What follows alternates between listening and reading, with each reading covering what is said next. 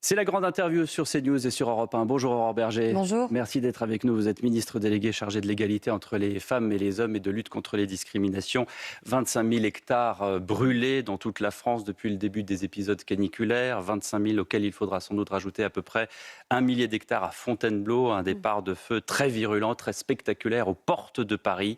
L'autoroute A5, l'autoroute A6 coupée, les trains sud-est retardés de 6 heures. Laurent Nunez sur place ce matin. On est sur des niveaux de sécheresse de 1976 avec des conséquences bien sûr pour les agriculteurs. La France brûle et le gouvernement est impuissant. Dans le gouvernement, évidemment, à pied d'œuvre, mais c'est surtout d'abord nos sapeurs-pompiers. Je veux évidemment leur rendre hommage parce qu'ils y vont au péril de leur vie. Et ils sont particulièrement mobilisés avec une intensité jamais connue sur tous les fronts que nous avons dans notre pays. C'est la première fois qu'en Île-de-France, on a des bombardiers d'eau qui sont mobilisés. Donc c'est pour aussi démontrer l'ampleur aujourd'hui de ce qui est en train de se passer. C'est rappeler aussi à la vigilance de chacun. Vous savez que beaucoup de ces départs d'incendie sont des départs d'incendie qui sont parfois de nature humaine. Donc il faut aussi que chacun soit responsable tout au long de l'été, parce qu'il y a une responsabilité collective, évidemment, de mobilisation de l'ensemble des moyens de l'État et aussi des responsabilités individuelles. Vous le dites, effectivement, c'est l'humain qui est à l'origine, 9 fois sur 10 d'après les chiffres de l'Office national des forêts. Mais est-ce qu'on s'y est préparé justement à cette sécheresse qui est, je le disais, des chiffres de 1976. Le plan on sait qu'il a été déclenché vendredi. Est-ce qu'il a été déclenché trop tard? Il a été déclenché au moment où c'était légitime de le faire. C'est-à-dire c'est en fonction à la fois des niveaux de sécheresse, c'est en fonction des températures, c'est en fonction du nombre de départements qui sont en vigilance rouge. Et donc il y a une mobilisation qui est absolument exceptionnelle, en continu, de nos soignants, tant en médecine de ville qu'à l'hôpital, de nos sapeurs-pompiers, de la protection civile.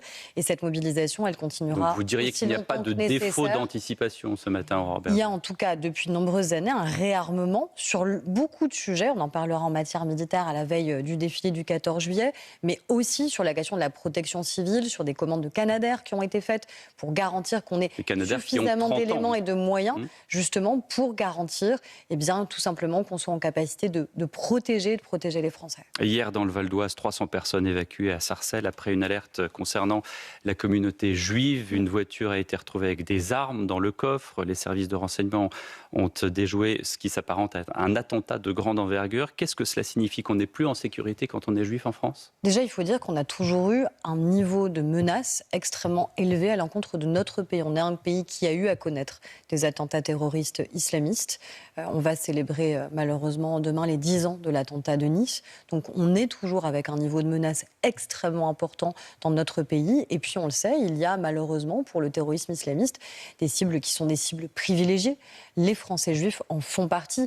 Alors les éléments d'enquête diront si c'était un attentat et de quelle nature il était. Ce qui est certain, c'est qu'on a des services de renseignement qui sont exemplaires et qui savent déjouer les menaces. Et c'est ce qui s'est passé les 48 dernières heures, notamment à Sarcelles, puisque les personnes ont été évacuées par anticipation pour qu'il n'y ait aucun risque pris et des armes qui ont été On salue les services de renseignement qui ont fait leur travail, qui ont déjoué ce qui s'apparente à un attentat. Le Royaume-Uni, en revanche, débloque 250 millions de livres sterling pour protéger les Juifs du Royaume-Uni. Est-ce qu'il faut faire de même en France? Mais nous, contrairement à d'autres démocraties, on n'a jamais cédé. On n'a jamais cédé parce qu'il y a toujours eu une protection, et vous le savez, par à la fois les militaires, les policiers, les gendarmes, de l'ensemble des lieux de culte, de l'ensemble des lieux de vie juifs, des écoles. Ce qui est absolument d'ailleurs insupportable, de se dire qu'on a besoin de protéger des lieux de culte, qu'on a besoin de protéger même des écoles où se rendent des enfants, mais parce qu'on sait qu'il y a un niveau de menace qui est un niveau de menace élevé, et donc c'est l'État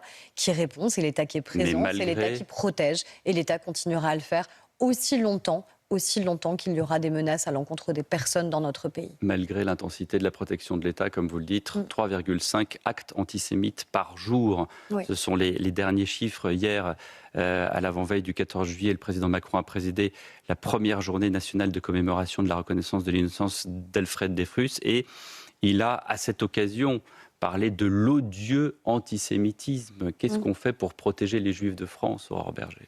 On célébrait, vous l'avez dit hier, la réhabilitation d'Alfred Dreyfus. J'étais moi-même à Colmar parce que, vous le savez, Alfred Dreyfus était alsacien. Et le soupçon, à l'époque, a suffi à sa condamnation. Le simple fait d'être juif et alsacien a suffi à le condamner, avec une campagne massive de désinformation à l'époque qui s'est mise en place, des faux documents qui ont été réalisés. Et ce qui est exceptionnel dans son histoire, c'est c'est son attachement à la France et son amour de la France qui ne s'est jamais démenti. Même au moment où il est dégradé dans la cour d'honneur, il crie « Vive la France ». Donc ça, je crois que c'est aussi une leçon qui doit continuer à être transmise. Donc c'est pas anodin qu'on ait ce genre de commémoration parce que ne pas avoir la mémoire qui flanche, c'est aussi mieux comprendre ce qui se passe aujourd'hui. Et ce qui se passe aujourd'hui, c'est qu'on a malheureusement un regain d'antisémitisme, un antisémitisme qui s'est renouvelé dans ses formes. Et puis, moi, ce que j'appelle l'antisémitisme d'atmosphère, c'est-à-dire ces phrases du quotidien, ces tags, ces crachats, ces gifles, qui aujourd'hui ne sont pas condamnées pour ce qu'elles doivent être, c'est-à-dire des personnes qui sont ciblées parce qu'elles sont ou seraient juives. C'est ça que je veux changer dans la loi que j'ai présentée la semaine dernière, parce qu'aujourd'hui, quand vous recevez une gifle, eh bien, le fait d'avoir été ciblé parce que vous êtes juif ou parce qu'on pense que vous l'êtes, eh bien, ça n'est pas pris en compte par la loi. Donc la sanction, elle n'est pas aggravée. Mais il n'y a pas de petit acte antisémite. Et donc moi, je considère que dès qu'il y a un mobile antisémite ou dès qu'il y a un mobile raciste, évidemment d'ailleurs, alors ça doit pouvoir être retenu et la sanction doit pouvoir être aggravée. Aujourd'hui, il y a, je trouve, un sentiment à la fois d'impunité, trop d'impunité chez les auteurs, qui considèrent qu'ils sont libres de continuer à tenir des propos ou à avoir des atteintes qui sont des atteintes aussi physiques, et un sentiment de solitude de la part des victimes. Et moi, je veux résoudre les deux, à la fois qu'il n'y ait plus d'impunité vis-à-vis des auteurs, mais que ces auteurs soient sanctionnés pour ce qu'ils sont, des antisémites, quand il y a un mobile antisémite, et puis que les victimes ne se sentent jamais seules dans notre pays et qu'elles soient accompagnées. C'est aussi ce qu'on vient faire dans le projet de loi, les associations qui pourront se constituer partie civile à leur côté, ce qui est absolument essentiel pour les accompagner, et même l'État qui pourra porter plainte à la place des agents publics. Je pense notamment à nos enseignants, dont vous savez qu'eux aussi sont victimes de ces attaques. Qu'est-ce qui vous assure d'une sanction immédiate? Vous dites qu'il y aura une sanction immédiate dès lors qu'on se fait prendre une claque parce qu'on est juif. Il y a aujourd'hui, évidemment... il n'y a pas d'aggravation de la sanction. Aujourd'hui, vous avez un tag sur votre porte. Eh bien, c'est considéré de la même manière que ce soit un dessin ou que ce soit une croix gammée, que ce soit une phrase anodine ou que ce soit une attaque antisémite. Au bout du bout, c'est l'appréciation du juge. Combien d'actes ont été recensés dans la justice où il y avait un caractère aggravant, en l'occurrence caractère antisémite, qui n'était pas retenu? Mais là, on ne pouvait même pas le retenir. Et nous, ce qu'on dit, c'est que de manière générale, encore une fois, dès qu'il y a un mobile antisémite ou raciste, il n'y a pas... Il faut le qualifier, ce mobile antisémite. Vous savez, quand vous avez un tag sur votre porte qui est une insulte antisémite, je crois que ça laisse peu de place au doute. Et il n'y a pas de raison que ce ne soit pas aggravé, parce que c'est ça qui vous pourrit la vie au quotidien. Ce sont ces agressions qui sont insupportables et dont vous avez le sentiment finalement qu'elles ne comptent pas, assez. Eh bien, la loi viendra le changer parce que je n'ai pas de doute que ça, ce sera adopté à l'unanimité. On attend de voir les dispositions exactes de votre loi justement sur ce caractère aggravant et le caractère caractérisé, dire justement, de la loi, parce que ça qu'il faudra analyser et voir comment réagissent les juges à ça. Il y a une autre chose, et certains, observateurs disent qu'il y a forcément, il y aura un effet miroir, un effet boomerang à cette loi, qu'elle pourra être utilisée, de manière contre-productive. Qu'est-ce que vous leur répondez? Je ne vois pas l'argument, en fait, du caractère sur l'éligibilité, par exemple, de quelqu'un qui aurait... C'est que malheureusement, et on en parle régulièrement, et heureusement d'ailleurs sur votre plateau, on a un antisémitisme qui s'est aggravé dans notre pays depuis les attentats terroristes, depuis le 7 octobre 2023. Et donc, il y a une nécessité d'adapter notre droit. Parce que c'est ce que je vous expliquais, il y a des faits qui aujourd'hui ne sont pas qualifiés. Il y a des faits qui ne sont pas aggravés. Il y a des faits où aujourd'hui le mobile antisémite ne peut pas être retenu alors qu'il n'y a pas de doute quant à son existence. Et donc ça, je pense que c'est nécessaire. Là-dessus, c'est nécessaire. Il y a un enjeu d'exemplarité. Pourquoi?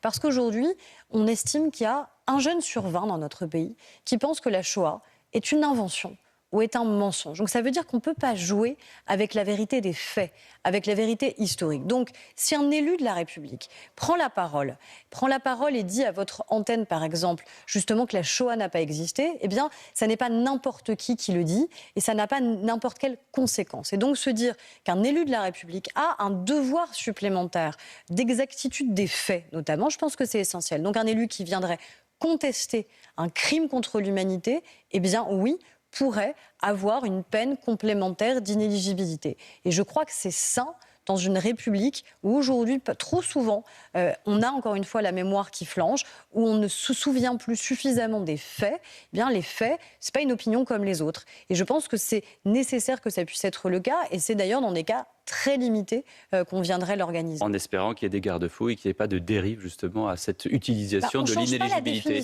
Je ne change pas la définition de ce qu'est une contestation, une négation d'un crime contre l'humanité. On verra à l'usage, vous savez comment ça se passe avec les lois Aurore Bergé. Mais ce que je sais, c'est que moi, je ne viens pas changer la nature même de ce qu'est la contestation ou la négation d'un crime contre l'humanité ou d'un génocide. Ce sont des faits suffisamment graves, ils sont caractérisés dans notre droit. Je viens juste dire que à partir du moment où c'est un élu de la République qui le fait, ça n'est pas n'importe quel citoyen. Il a un devoir d'exemplarité supplémentaire. Il est effectivement 8h23 sur Europe 1 et sur CNews. Aurore Bergé, notre invitée, justement, Marine Le Pen est en campagne. Les juges en appel lui ont rendu son éligibilité. Êtes-vous ceux qui, comme Gabriel Attal, disent qu'elle provoque une guérilla dans la présidentielle, ou de ceux comme Édouard Philippe qui préfèrent la battre dans les urnes plutôt que de l'avoir disqualifiée dans un tribunal? Moi, je dis deux choses simples. Les faits, elle a été reconnue coupable en première instance et en appel de détournement de fonds. Elle fait un pourvoi en cassation. Elle-même et de nombreux cadres de son parti, à la fois Front National et Rassemblement National. Ça, ce sont les éléments de fait. Elle fait un pourvoi en cassation et c'est son droit parce que nous sommes dans un état de droit. Et la justice a décidé qu'elle pouvait être candidate. Donc la question, elle n'était pas une question juridique, c'est une question politique. Est-ce qu'elle estimait que politiquement, elle était empêchée par sa condamnation pour être candidate ou pas? Elle a considéré qu'elle n'était pas empêchée. Maintenant, la présidentielle a vraiment démarré. Nous savons qui est l'adversaire. Nous savons que c'est Marine Le Pen. Donc ma question, elle n'est pas juridique aujourd'hui et ce matin. Elle est politique, elle est d'avoir une alternative au Rassemblement national. Parce que moi, je ne crois pas qu'une présidentielle, ce soit uniquement le camp du non, le camp du refus. Justement, regardons les chiffres. D'après ce sondage IFOP pour Le Figaro, elle l'emporte sur Gabriel Attal et Édouard Philippe à 55 et 54%. Je sais qu'on est loin de la présidentielle, mais c'est le tout premier sondage. Et sur Jean-Luc Mélenchon à 70%. La mission que vous vous donnez dans cette campagne, c'est quoi? C'est trouver à tout prix un substitut à Marine Le Pen ou unir toutes les chances pour battre Jean-Luc Mélenchon? C'est convaincre les Français. C'est convaincre les Français qu'il y a une alternative. C'est convaincre les Français qu'il y a une alternative. Est-ce que j'estime être un poison mortifère pour le pays de se dire qu'il y aurait uniquement comme seule voie un duel entre le Rassemblement national et la France insoumise? Je pense que notre pays n'a pas envie de ce niveau de conflictualité qu'il y aurait dans la vie politique, n'a pas envie de savoir quel serait le jour d'après dans un pays où il y aurait cet entre-deux tours. On aura l'occasion d'en reparler, Aurore Bergé, mais je vous pose régulièrement la question. Parce que je crois que ça ne se présentera pas. Parce que je crois que les Français ne veulent pas ce duel. Les premiers chiffres. Et ça suppose en effet qu'il y ait un projet suffisamment solide, à la fois lucide sur ce qu'on a fait ces 10 dernières années et solide en termes d'espérance à présenter aux Français, parce que je crois que notre principale volonté, c'est de garantir que la vie de nos enfants sera plus douce que la nôtre. Je crois que c'est ça qu'une démocratie doit être en capacité de construire et de promettre, et sur tous les champs, sur les champs régaliens, sur les questions de sécurité, sur les questions identitaires et de civilisation, sur les questions éducatives. Donc ça, c'est notre mission, c'est de convaincre et de porter un projet clair et lisible. Et évidemment, c'est de nous rassembler. Je rappelle que vous êtes celle qui, devant l'Assemblée nationale, a dit l'antisémitisme, c'est 3 lettres, LFI. À propos d'hémicycle, l'Assemblée a rarement connu pareille violence à l'adoption d'un texte donnant aux policiers la présomption de légitime défense. Qu'est-ce que vous voulez dire ce matin à propos, ce jour-là, de la présence d'Assa Traoré, de son collectif, des injures, des menaces, des pétitions qui circulent? C'est, je pense, la première fois qu'au sein de l'hémicycle, il y avait des tentatives manifestes d'intimidation des parlementaires. C'est-à-dire des personnes qui sont venues assister dans le public, qui ont hurlé, crié, menacé, insulté des parlementaires, qui, en leur âme et conscience, votent et votent librement. Les députés, les sénateurs n'ont pas à subir des intimidations ou des menaces. Ils doivent pouvoir appuyer sur un bouton pour, contre, abstention, sans jamais craindre le jour d'après. Ils auront des comptes à rendre, et les comptes à rendre, c'est la vie démocratique. Est-ce qu'ils seront réélus ou pas? Mais ça n'est jamais l'intimidation ou la menace. Est-ce que vous interrogez aujourd'hui les responsables de l'Assemblée nationale, et je parle de la présidente Yaël Braun-Pivet, de savoir qui a fait rentrer Assa Traoré? On sait. On sait toujours, vous savez, quand il y a des visiteurs qui viennent à l'Assemblée nationale, ils sont enregistrés par des parlementaires qui leur permettent de venir assister à des séances. Donc on sait pertinemment, en tout cas l'Assemblée nationale peut savoir à qui ces personnes ont permis de rentrer. Et je pense qu'il y a des sanctions qui doivent pouvoir être prises. En tout cas, les huissiers de l'Assemblée nationale ont fait ce qu'ils pouvaient. Et surtout, je rappelle que cette loi, elle est importante. Aujourd'hui, on a eu en 2025 21 000 policiers et gendarmes qui ont été blessés dans l'exercice de leurs fonctions. 21 000 policiers et gendarmes blessés, 5 policiers tués. Donc quand j'entends qu'on parle de permis de tuer, et vous rajoutez 28 000 refus d'obtempérer sur la route. 28 000 refus d'obtempérer, et souvent d'ailleurs des policiers blessés, et puis des civils qui pourraient l'être. Les policiers ou les gendarmes ne sortent jamais leurs armes par plaisir. Ils le font par nécessité absolue, dans un cadre extrêmement encadré. Cette loi, elle réaffirme juste la confiance que notre pays a envers sa police et sa gendarmerie. Et d'ailleurs, les Français ont confiance, à part la France insoumise, les Français ont confiance dans leur police et dans leur gendarmerie.